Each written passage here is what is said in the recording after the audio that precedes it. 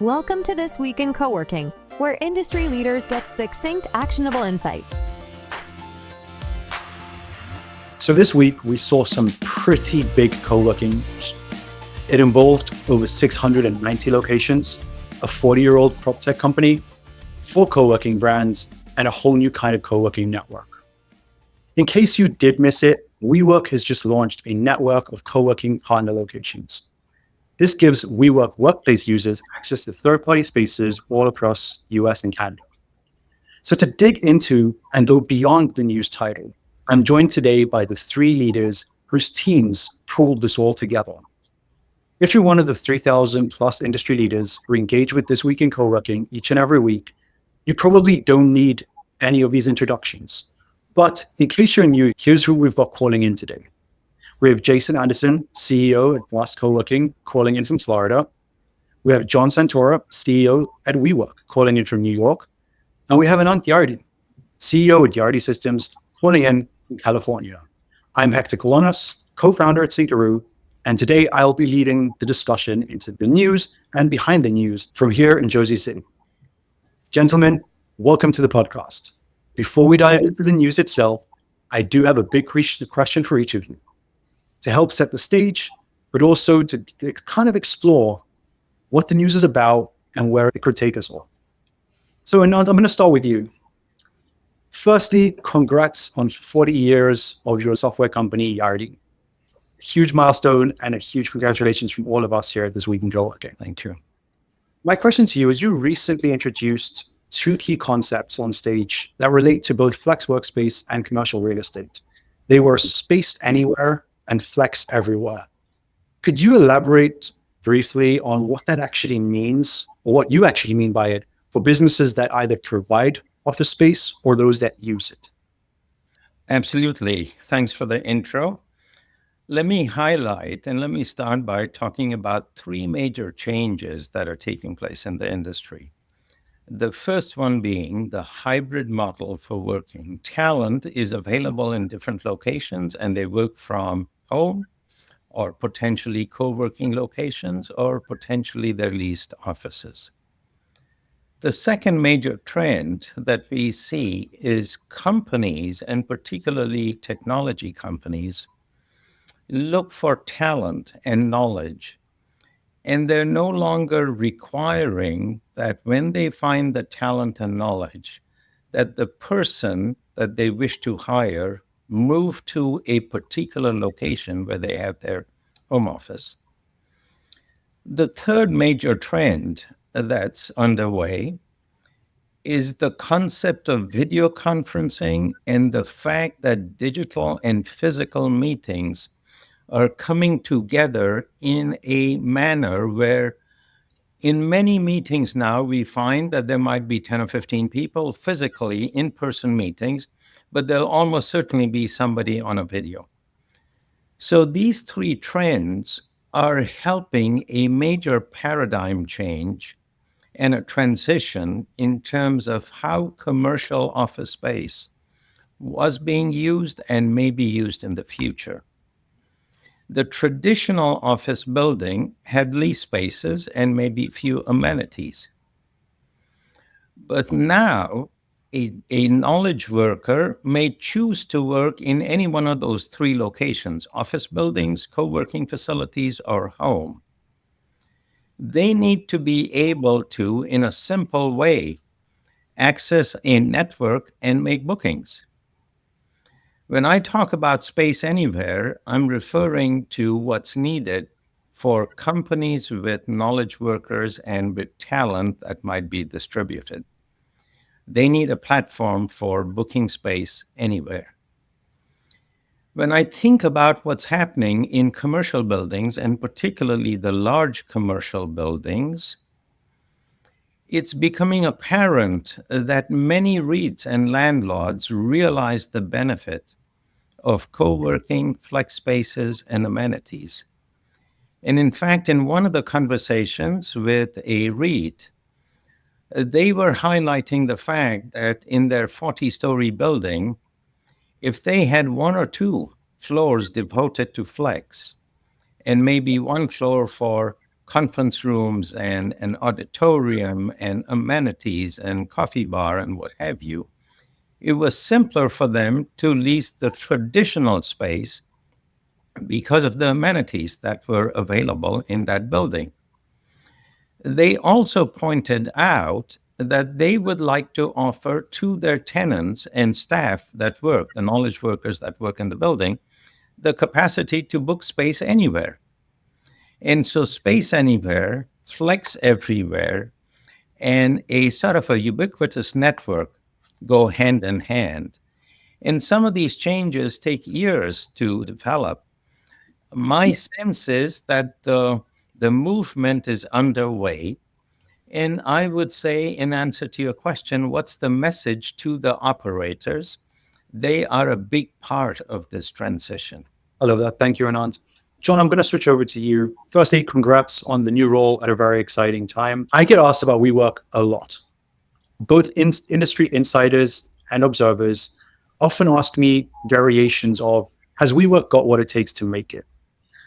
I always default back to the highly annoying thought experiment called Theseus ship, noting to them that the WeWork that's leaving bankruptcy is both very similar and very different from the WeWork that went into bankruptcy.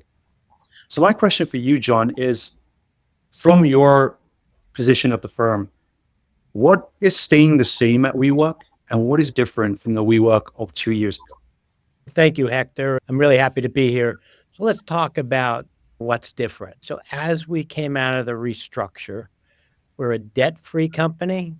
We're privately held.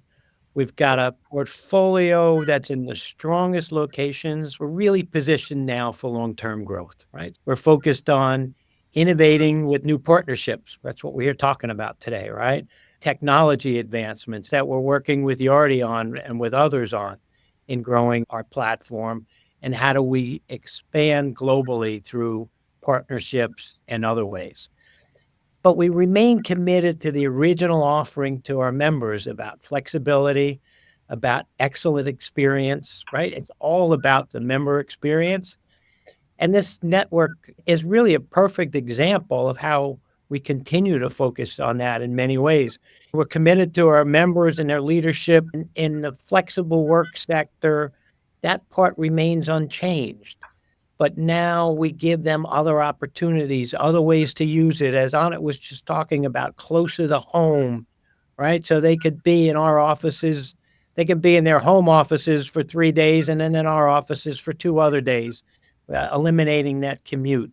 And the thing that I see about this, I'm amazed at the members that we have today continue to have and the support they bring to us every day. And that's members at all levels, including those enterprise clients who look to me when I meet with them and they say to me, you are our first choice. That's where we are today. Thank you very much, John. Jason, over to you, and congrats in your direction as well. I know that Vast had a very lofty ambition and goal to become one of the largest co-working operators on the planet. I believe you hit your goal 2 years early, so massive congrats to you. Now, I know that Vast is not yet a household name. However, it has very quickly become one of the largest privately owned franchises of co-working spaces, and arguably one of the largest privately held co-working companies. My question, Jason, is while franchising in flex spaces isn't really new, it does seem like a really interesting and increasingly popular way for entrepreneurs to get into the co-working industry. What could you share about what Vast's vision of the future of co-working looks like? Thanks, Hector. Well, similar to Anant, I'm part of a larger organization called United Franchise Group, which is also just 15 months away from celebrating its 40th anniversary. So my partner and my good friend, Ray Titus, started Sinorama in Long Island back in 1986. His father started with Minutemen Press franchise before that. The reason I think that's important to understand is that while a lot of other flexible office space operators got into franchising, we were a franchisor that got into flexible office space. So to put it more straightforward, a lot of co-working operators tried to figure out franchising after they were already well established in co-working. We were a franchise organization that invested into co-working. And that really came across as a sales pitch in 2016 without much merit because we were launching with one location. But that's part of the reason I think we've been able to grow and develop as quickly as we have, is we were already set up to build, support, and develop franchise organization. And then we were able to hire and ultimately acquire very established flexible office space and co-working operators. I've written a book on the topic, franchising, so I'm pretty biased on the point. But I think, like a lot of entrepreneurs, I definitely can't go back in time and be as smart as on it and learn how to code. In my early days, I was an engineer in the Air Force. John has had a very illustrious career in commercial real estate. So I've had to rip off other people's good ideas, right? So my real estate career, I thought I could be the CarMax of real estate and try to make that up. Then in 2016, I thought we could develop the Marriott of co-working, really just in every context, down to their website, some of the ethos they have about their brands. And I think Marriott of the hotel chains has done a work job of taking something that's exactly the same. For some people, a hotel room is a hotel room. But if you travel a lot for business, you really start to know the difference between a Courtyard by Marriott and a JW Marriott or a Hampton Inn by Hilton versus the Hilton types of properties. So my point with that is every other large scale local service-based industry is already dominated by franchising, whether you want to look at hotels, gas stations, car dealerships. So we thought that this industry was ripe for coming in as a franchisor, getting into the space, and that served us well. And I think it's something that people know and understand. A lot of our franchisees have come out of other franchise organizations, whether it's hospitality or fitness, and we can show them a model that better hours than hospitality, less employees than hospitality, and is an up and to the right growing market. We really saw it as a unique opportunity. Like you said, there had been people already franchising in the space, but nobody was a dedicated franchisor in co-working. So that really stood out to us in 2015.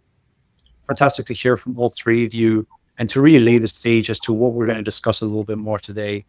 Digging into the actual news, the announcement about WeWork and partner network, let's dig a little bit more into kind of the why, right? I'm going to start once again with you, Anant. You were introduced a little bit earlier in our call, the overarching concept, why this needs to exist, why a network like this needs to exist. Could you just share a little bit more about why you wanted to be involved with it?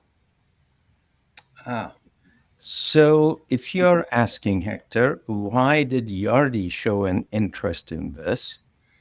We always look for opportunities and changes that are adjacent to anything that we have done or specialized in. The way office buildings are used is going through a tremendous change, and the vacant space that's available, I like to say to our clients, there's a way to repurpose it, which will benefit you, which will benefit the transition. And so we saw this as a major opportunity. And 6 years ago, we acquired a company called Kube or One. And thanks to Jason, many of his franchise operators are using Kube. The second major area of development for us was in recognition of corporate needs, the capacity to book space, any place, any WeWork location. And that has been quite successful and has clients and members, I think, in the 100,000 plus range. So the next part of it was how do we connect all of the pieces? And that's where we introduced Co-working Cafe, the exchange that connects all the locations with Q as well as the workplace product. And that was the sequence. The fourth element of this is where we acquired a company called Blue Point, and they specialize in access control. And so our perfect vision is that in course of time, using your phone, you'll be able to find and make a booking any place globally and get access to the building through a digital key. That is fantastic. And it's definitely something that I know a lot of operators are exploring. A lot of the work we do at Syncaroo is integrating their entire tech stacks so you can get from the sidewalk into the boardroom, the suite, as quickly as you can. So I can completely see that vision. And thank you again for sharing it with us. John, I want to take it back to you with regards to WeWork. What are the actual steps for a WeWork member to be part of this network? Is it open to all WeWork members or users, or is it starting with a select group first? The WeWorking co-working network partnership, it's really an affiliate program of third-party space providers that gives our members more flexibility and choice. So when you go on the WeWork Workplace app, you will see all these locations as well. So we've just added 75 locations in 50 different markets, and that's key, 50 different markets, right, for our members. It's seamless, it's high quality, it's excellent membership experience. Jason and I had a conversation around that. From part of what my role to do here is not only grow the brand, but also protect the brand. So the locations that we give to our members, we give our members access to, need to stand up to that same level of quality and member experience that the WeWork locations stand up to. If I'm sending one of my enterprise clients there, it better be what it needs to be. And we're completely aligned around that. So it's about just expanding the locations where they can get the same experience, the ease of booking it through the app and so forth. But it's all driven through the Yardi Kube app that Anant was just discussing. So it all comes together in this place for us. It doesn't sound like a lot, 75 new locations, but when you add it to the 500 that we have globally, 500 plus globally, and the key markets, and I can maybe talk about that in a little while, about some of the markets that are important here. Of course, a network of one isn't exactly a network. So, Jason, someone had to be first. What made Vast decide to bring back VentureX, Office Evolution, and Intelligent Office in as the first partners of this partner? Well, Hector, again, I hate to keep beating a dead horse here, but this was another analogy that I think another industry really figured out and just needed to happen in the space. And that would be the airlines, right? So you have the One World Alliance and Star Alliance. When American Airlines realized a lot of people want to fly to England and Fiji, they didn't go and try to build hubs in England and Fiji. They partnered with British Airways and Fiji Airlines. And that formed with a lot of other operators of One World Alliance. So I can book my tickets on American and fly on a plane operated by British Airways and keep whatever points that I want to inside that ecosystem.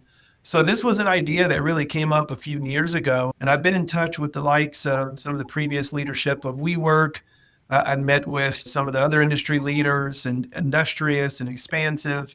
And we launched the Vast Alliance ourselves. And that's really how the acquisitions came about with the brands that we have now. We're privately owned. So this wasn't like a PE firm. We didn't have analysts going to look for operators. We started conversations with both Office Evolution and Intelligent Office under the guise of an alliance. And that turned into an acquisition opportunity. So I think it just needs to exist. I think everybody's figured out it's not easy to just snap your fingers and open up 200, 100, or one flexible office space. And we wanted to focus on what we thought we were good at, which is suburban locations. We have 3 different brands, 3 different sizes, 3 different types of build outs. What we weren't good at is coming into major cities, and we didn't have corporate backing to get into some of the trophy properties like WeWork has in some of the major cities. We have beautiful locations, but it just seems a lot easier to connect the dots on the surface with like-minded players. At the end of the day, I think it's what consumers want, right? I think we talk a lot about what is good for the corporate and the operators, but at the end of the day, just like One World Alliance, people want to be able to go where they want to go, stay within one ecosystem, have one credit card on file, and just be able to move around as needed. So I think it's a win-win. I think it's a win for the operators. I think it's a win for the consumers. At the end of the day, it's a win for all parties involved.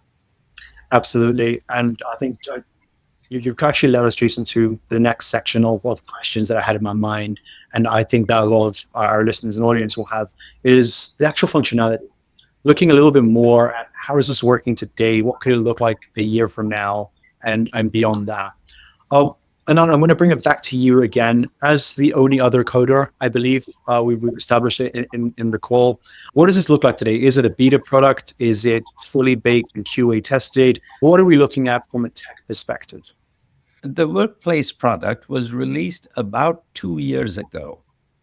It's rich in functionality in terms of real-time bookings and real-time bookings in any space WeWork's location.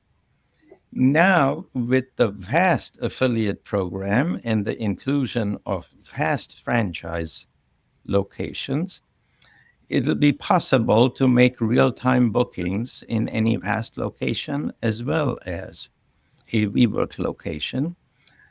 It is a B2C platform.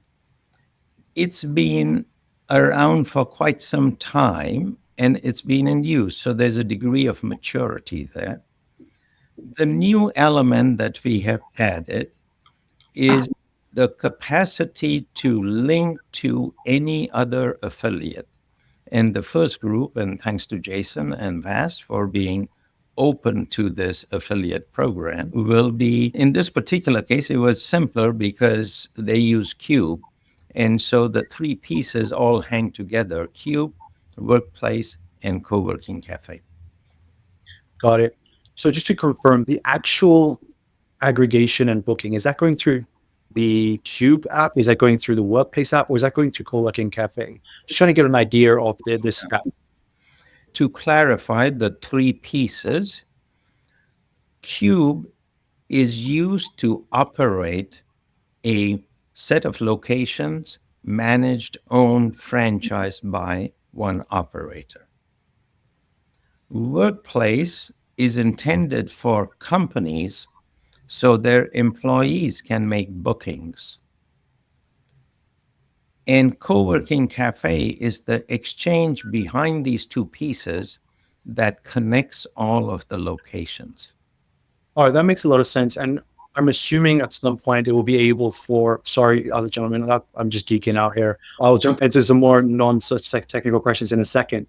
But I'm guessing that the next point is to also open this up to people running on Office R&D or DeskWorks or Kube or any other inventory system. Is that part of the plans, or will this always be a Yardi Cube add-on? No. So we are looking forward to creating a roadmap where others are included, and to the extent they wish to work with us. Perfect. That makes a lot of sense, and definitely something I can spend the next three days speaking about.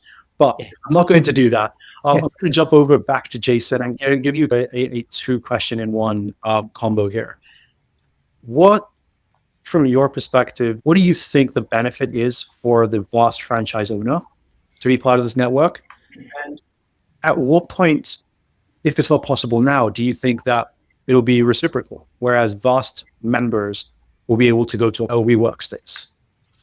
Sure. So from my seat, I look at the business model being really three main KPIs, right? And that's leads, occupancy, and revenue. So obviously a marketing function is being able to generate leads into the space. And if we have salespeople or HubSpot, or really even at this point, automation or e-commerce, those leads turn into occupancy. That occupancy converts obviously into revenue. And there's levers you can move in between that. So really, again, the top of that funnel is leads. So when I look at, everybody wants the big enterprise client and wants leads coming in the door and wants somebody that's not very price sensitive, like you may get with some smaller mom and pop players. And I think the industry is going towards that, a more kind of e-commerceable type of business model. So at the top of that, this was a lead flow play, right? So if we could amicably get WeWork to say, we want to work with you, we have hundreds of thousands of enterprise clients, and we want to send them to your location, I would raise my hand for that. And I wanted to be on the front side of that. And as Anant already mentioned, we were already on Cube and we're already on all the other listing portals. So this was, at the most pure sense, a lead opportunity, which would convert into occupancy or hourly bookings and convert into revenue for my franchisees. So any way I can help drive revenue, leads, and occupancy to their spaces, I'm for it. And there's always some risk, right? But I think all the risk exists anyways, whether or not we did the opportunity, right? Audit and WeWork are still very successful companies, as is CBRE and Industrious, as is Expansive. So if people are going to open up in markets, they're going to open up. But we wanted to help, again, grow and build our relationship with like-minded players, be at the forefront of that. And obviously, we're rowing our boat in one direction against a very large player in Regis. And I think if there's an opportunity to connect the dots with other kind of newer players in the space, I think Regis is a great brand. I've met Mark Dixon, so no knock on them. But it was also probably positive for companies like WeWork, because if they didn't have coverage in those suburban markets, their members are still using other resources. So I think the first side of that is a win. On the backside of reciprocity, I think on it, and I'll elaborated that the other side of the reciprocity is probably a phase 2 or 3 approach, because again, if you were to consolidate, and we have 208 spaces across now 9 countries, so we're pretty big, but we have a smaller footprint by the size of square footage, and we also, we're 70,000 members versus 200, 300,000. So you would need to aggregate a lot of smaller players to have the bandwidth and the enterprise clients that WeWork does. So I do think it makes more sense focusing on from WeWork to everybody else, perfecting that, and then possibly at some point, I would, if I were building the software at some point, open it up to go the other way. But I would probably focus on the front side of that, of enterprise clients to WeWork, keeping them happy and giving them options as the first go. Absolutely. I do have a question rolling around the back of my head, and it is a bit of like party pooper question. So I'm going to throw it out anyway. It's towards you, John. WeWork has tried a asset light approach before, partnering with a booking platform, trying to give access to their members to other spaces. What makes things different this time? Let's talk about that. This is an important, really strategic approach to it. And Jason mentioned, he said people can open up in other markets. There's always that possibility. We look at it, and Anant and I spoke about this before I even came on board. There are 15 markets for any global company that really matters, that drives revenue, drives growth, that drives expansion. When you move outside those 15 markets, they essentially support those 15. So we're not going to make enough money in Kentucky to drive our business, and opening up, and nothing against Kentucky, but it's not a big enough market to drive our business, to drive our strategy. So when we look at being in Kentucky or Vienna or some of these other markets where, in this case, we look at Jason, we look to Vast, that's an important part of our strategy, right? We can service our clients in those markets with a great provider without having to put the resources in there, the capital in there, and the attention to the market, because we're aligned on the delivery of the services in those markets. So that's one of the ways that it's different. We look at availability to our members in different markets and the access in all these markets, having the technology. So that's another difference, right? Today we have the technology that actually works and allows us to connect in all these markets to our spaces, and now to the Vast markets and to some of our other franchise partners that we have around the world. So yes, and you mentioned asset light. Asset light is only one of a number of ways we look to grow our revenue. It's still important to control and own certain locations throughout the world, certain key properties, key buildings in the right markets. It's important for us to have the asset light approach in other places, to maybe have the asset light approach in the traditional office building and working with the landlord, right? And how do we help them? And we're having lots of conversations around that. And I think we have a significant number of those already. And then there's the on-demand and the all-access part of our revenue, which is a big growing piece of our revenue. And I think a true important part of our future, for people to be able to come together, to collaborate in small groups, to share calendars and meet at certain points at certain times. I really think that's another part of our business that will take off. So that's an answer, quick answer to that. I love that. It makes a lot of sense. It's definitely a piece of what all the pieces coming together at the right time. Technology partnerships, the right partners. It makes a lot of sense. On a related note, and I know that you're constantly watching what's happening in industry, even though we all know you famously said on stage, it's a very small percentage, at least co-working is a very small percentage of Yardi's total revenue. So I wanted to just get a feel for, based on what you've been seeing in the industry, especially from other operators doing this asset light strategy, what are you from a tech perspective doing differently, or what are your teams built that either competes with or builds upon what everyone else has tried over the last 3 years? It's a difficult question for me to answer, in part because we are not exposed to or particularly familiar with what others are doing. But there is a unique skill and knowledge base that we bring to co-working, and it's in part based on our experience on the multifamily side. I like to say that a co-working or flex space is a combination of hoteling, apartment leasing, and commercial leasing for the large prospects. For apartment leasing, we have perfected Rent Cafe with close to 10 million units on it. And that's a completely asset light approach. And that's exactly what we are bringing to Co-working Cafe. That's great.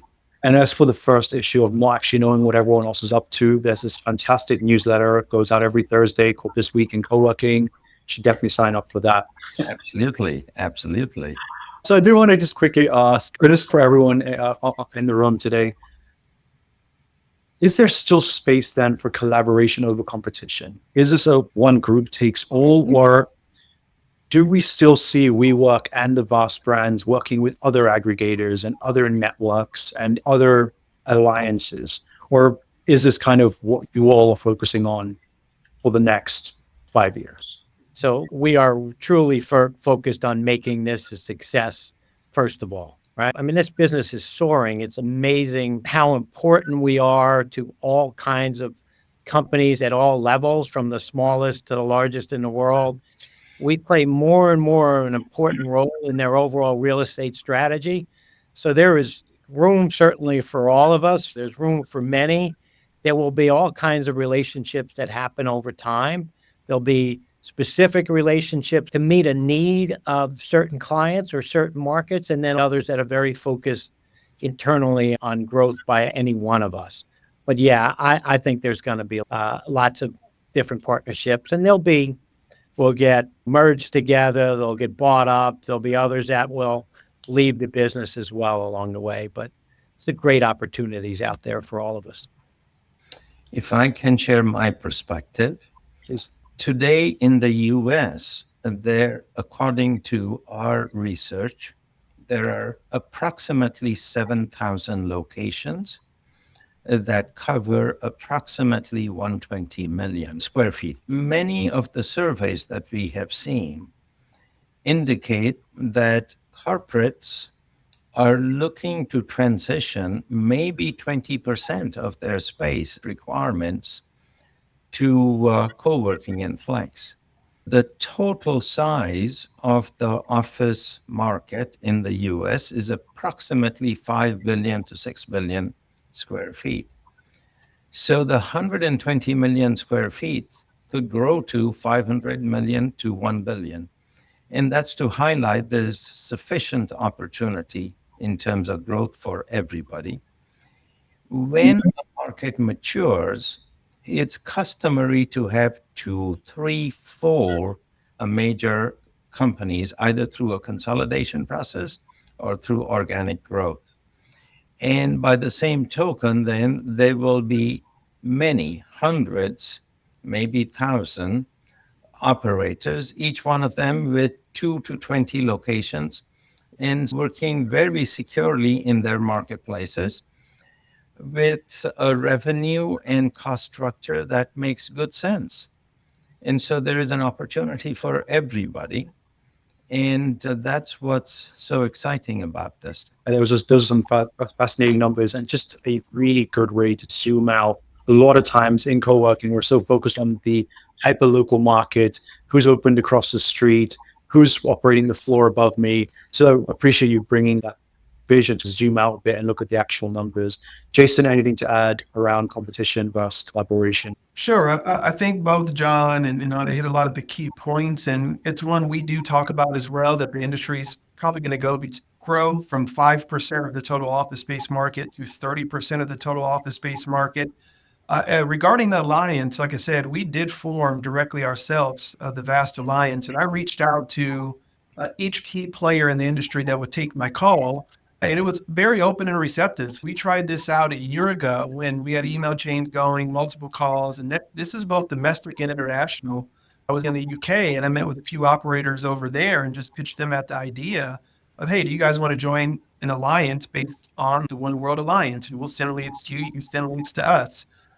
And not a single operator said no. And some of these companies, these are 100 plus locations. Some of them are 50 plus locations. The smallest on that list was 18. So this is some of the largest operators in the world. Anna got put onto some of those chains a while back and as they were developing some of the software. So I think the industry is ready for it. I do agree, as industries start to mature, you probably will end up with big three or big four, like you see in local industries, from Marriott acquiring Starwood, and mostly from the standpoint of shared service resources. You can hire better people if you can split them amongst brands. Also, landlords want to know and understand the difference in the brand. I don't think there's going to be an opportunity to, as John mentioned, opening up a flagship WeWork in Boise, Idaho, which is a fast booming market, but markets like Flowood, Mississippi, where I have a location, or on the border towns in Harlingen, Texas, it just would not make sense. But if I am a developer or landlord or a real estate investor in that market, they could be successful independently, where some of the larger operators can't. That was the last really key piece to this pie. Is we built a map showing all of the WeWork locations superimposed on top of all of our Venture X's, and there's very little overlap, right? Where there's overlap, there's in a couple of major cities, maybe like Denver, we don't have a single location in Manhattan. They're far enough away that we're not competitors. It's beneficial to connect the dots. That was the other piece of this, is we have very little competition actually directly. We're literally not in most of the same markets across the locations. And just to confirm, you're still exploring other alliance opportunities. You're still working with other aggregators. You're not telling franchisees not to work on that thing. It's because it's all just revenue, right? As you said a little bit earlier, it's another source of lead generation. Well, one thing I'll clarify in there is that, again, we're privately owned. So I get the benefit of, we can make up what we want to do. And you use the word tell inside of that. I work for my franchisees, right? So my customer are the franchisees. Their customers are the members inside of the space. So my point with that is they're all grown adults, very successful in their own right. One thing, they don't want to be told much to do. We have our brand standards and our ethos, but I am not going to come and force them to get into things that they don't want to do. And John mentioned some numbers. As we launched this just a few months ago, we have 80 to 100 of the 200 already signed up. A few are figuring out the paperwork or getting onboarded. We just acquired Intelligent Office, so there's some technology kind of holdbacks on the backside of that. But that's where that number comes from, is that roughly at this point, approaching close to 100 of our locations have completed the paperwork, connected all the dots. A few of them are like, I'll wait and see. Some of them are like, no thanks. And most of the ones that are no thanks are primarily because of they're sold out and successful. They have a good ecosystem. They rent out the conference rooms, or they're looking to expand, but it's been very well received across the board, and they can keep getting leads from everybody else and growing their revenue. So hopefully that keeps them happy. Fantastic. I do love that shift between telling them and working for them. It's just a really good way to think about the franchisor relationship with the franchisees. Mm-hmm. So I've got one really interesting penultimate question for you all. We know there's a lot of partnership happening here. We know there's a lot of shifts with the tech stacks and once you've lost locations moving over to Yardi Cube. But is there anything else you could hint towards with regards to a financial or commercial merger or tie-up between the three parties here today? We're working very close together. I would love to hear if there's anything else brewing behind the scenes. I'm going to say none that I know of, but there may be something brewing that I don't know about. We're really focused on making this work. All right. It's important for us to get this done right, make it work, and then take next steps, whatever they may be. Fantastic. And I was hoping that I might have to switch this to a Shark Tank style pitching session, and we'll just run a whole different kind of podcast. Now, I do want to ask each of you, if there's one thing that each of you could leave the audience with today, what would that be? My statement to the operators would be there's a tremendous opportunity to collaborate and compete where competition is appropriate. And when we all work together in a partnership, in a network, in an alliance, I think everybody will benefit. That includes the operators, the companies that need space, as well as the individual members that depend upon co-working operators. So I see this as a tremendous opportunity for everybody. Not much to add to that. Look, there's room for everybody to succeed in this business.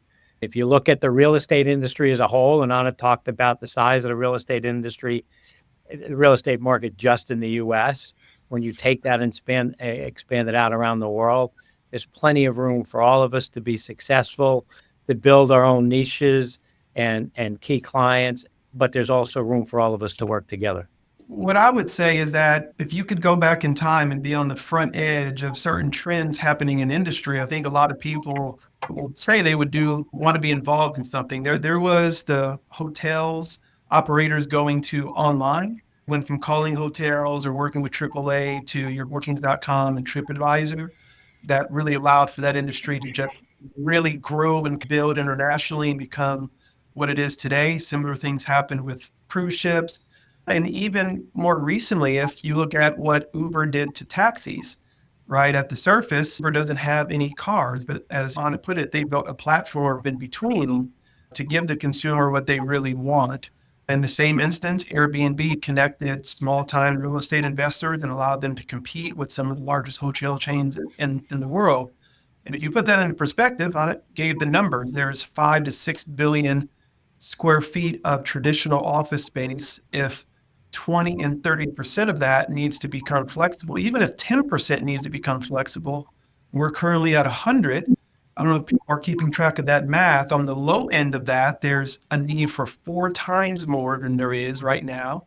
Again, on the high end of that, there's a need for a lot more than that, right? I had to pull up my calculator here to figure it out. But if you could be on the forefront of that, and I think this is just the starting piece of where technology goes. Anand and I had some conversations before. I myself run a flexible operating company like Anand and John. But if my travel agency that we have here goes to book a hotel room in a car, and I fly into a city, they have to come out of Concur or whatever travel program I'm using and go back to either Liquid Space or my website or Cube or Networks or some platform to book a conference room. Once all the technology gets connected behind the scenes, that's going to skyrocket the demand. Landlords are being beat into submission of understanding that they need to have flexible office space. Once the banks and the big lenders of the world start to understand how to value that in their valuations, point with that is all of those factors are coming into play right now, and you could be on the forefront of that.